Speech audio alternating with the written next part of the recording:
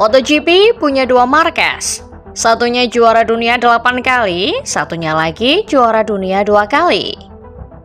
Tidak bisa dipungkiri kalau Marc Marquez kini menjadi pembalap paling berpengaruh di grid. Kepindahannya ke Ducati kembali menjadi bukti bahwa Marc masihlah pembalap terkuat di grid. Namun, kita juga tidak bisa melupakan sang adik Alex Marquez yang sebenarnya juga punya prestasi yang mentereng. Sayang, sering tertutup oleh prestasi kakaknya. Jadi, sebenarnya sehebat apa Alex Marquez dan apa yang membuatnya berbeda dengan Marc? Kita bisa simak ulasannya berikut ini.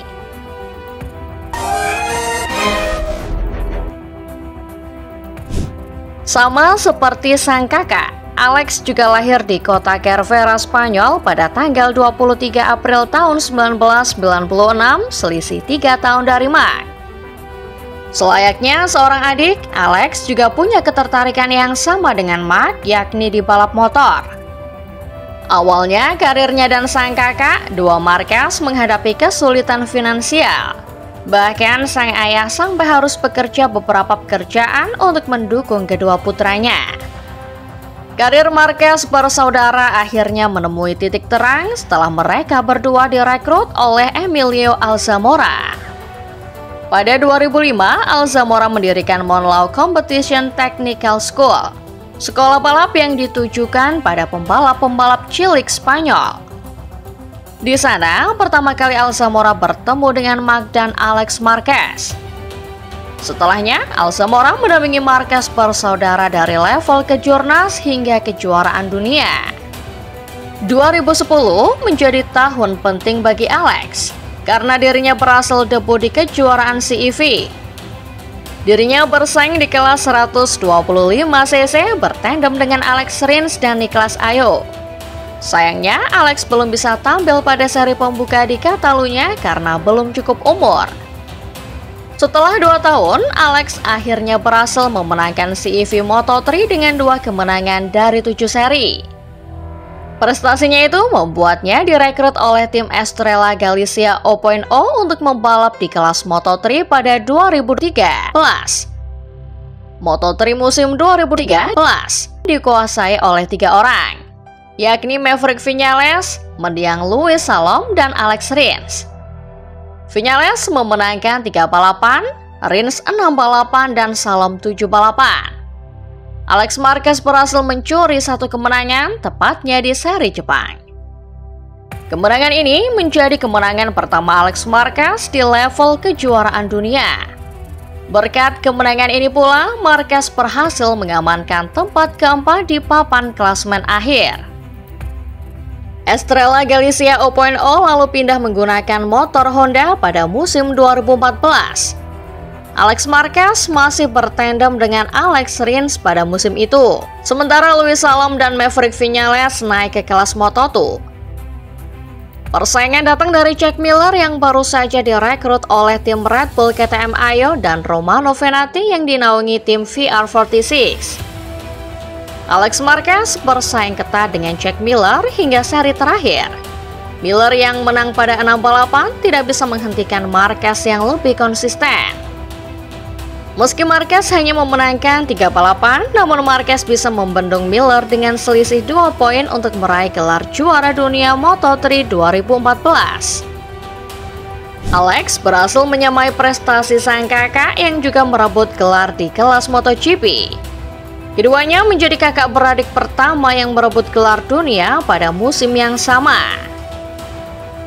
Sebagai pembalap pertama yang memenangkan kelas Moto3 bersama Honda, HRC lalu memberikan Alex Marquez kesempatan menjajal RC200V pada Valencia Test 2014 sebagai hadiah.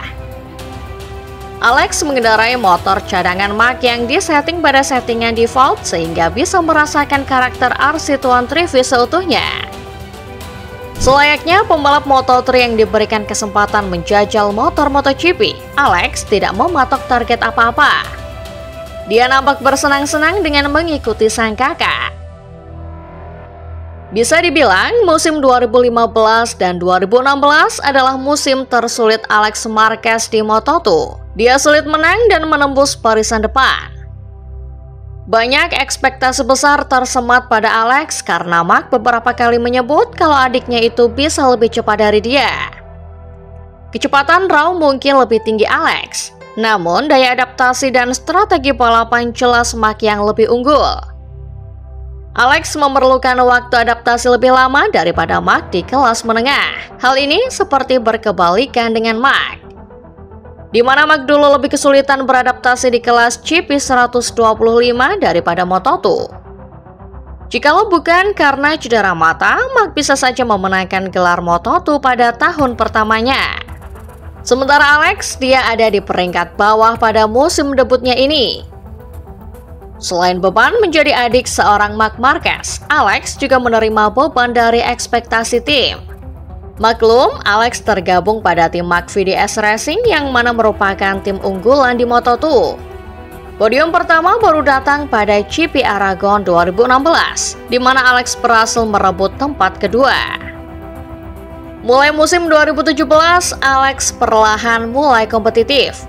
Berebut podium dan kemenangan sudah rutin bisa dilakukan. Alex sempat diperhitungkan dalam perebutan gelar 2017 sampai akhirnya dikalahkan oleh Franco Morbidelli, Tom Luthi, dan Miguel Oliveira. Musim 2018 yang mana merupakan musim terakhir engine 600cc 4 silinder, Alex kesulitan untuk menang. Namun, pada periode ini 12 podium berhasil dibungkus termasuk 3 kemenangan. Sebuah improvement berarti untuk Alex bisa menatap positif musim 2019. Alex Marquez mencapai puncak performanya di kelas Moto2 pada musim 2019. Musim itu menjadi musim pertama engine 765cc 3 silinder Triumph setelah sebelumnya memakai engine Honda. Sepanjang musim, Brad Binder memberikan perlawanan ketat pada Alex. Tidak jauh tertinggal di belakang, Tom Luthi juga membayangi mereka berdua. 5 kemenangan untuk Alex dan 5 kemenangan untuk Brad juga. Sayangnya, lagi-lagi Alex Marquez menjadi yang lebih konsisten dari para pesaingnya. Pada akhirnya, Alex Marquez berhasil memenangkan gelar Moto2 2019. Berselisih 3 poin dari Brad Binder dan 12 poin dari Tom Luthi. Di saat yang sama, Mark juga berhasil memenangkan gelar ke-8-nya di kelas MotoGP.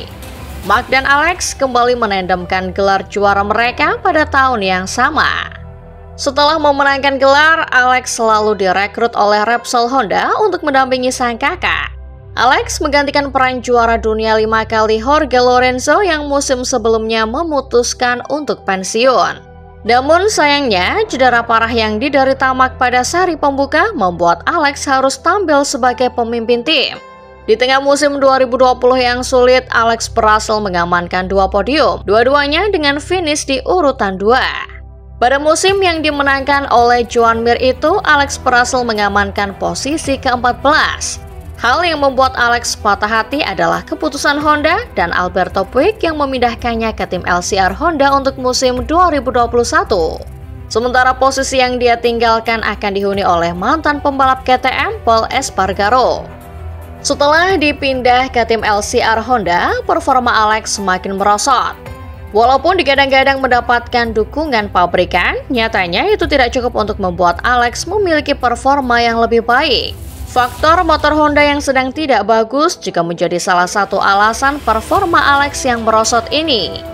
Perpindahan pengembangan yang tadinya dipimpin oleh sang kakak kepada Pol Espargaro tidak berjalan dengan mulus. RC200V masih menjadi motor yang sulit untuk ditunggangi. Bertandem dengan Takaki Nagakami, posisi terbaik Alex adalah finish di posisi 4 pada GP Algarve di Valencia. Membuat Alex turun 2 peringkat lebih jelek daripada tahun sebelumnya. Tahun terakhir Alex membela LCR Honda adalah 2022. Masih bertandem dengan Takaki Nagakami, Alex masih belum bisa menunjukkan kembali performa terbaiknya. Di saat yang bersamaan, sang kakak yakni Marc Marquez juga mengalami kesulitan yang sama. Strategi pengembangan 2 arah yang dilakukan nampaknya tidak mendapatkan hasil yang diinginkan. Bersama motor yang sangat tidak bersahabat, Alex kembali tidak bisa berbuat banyak.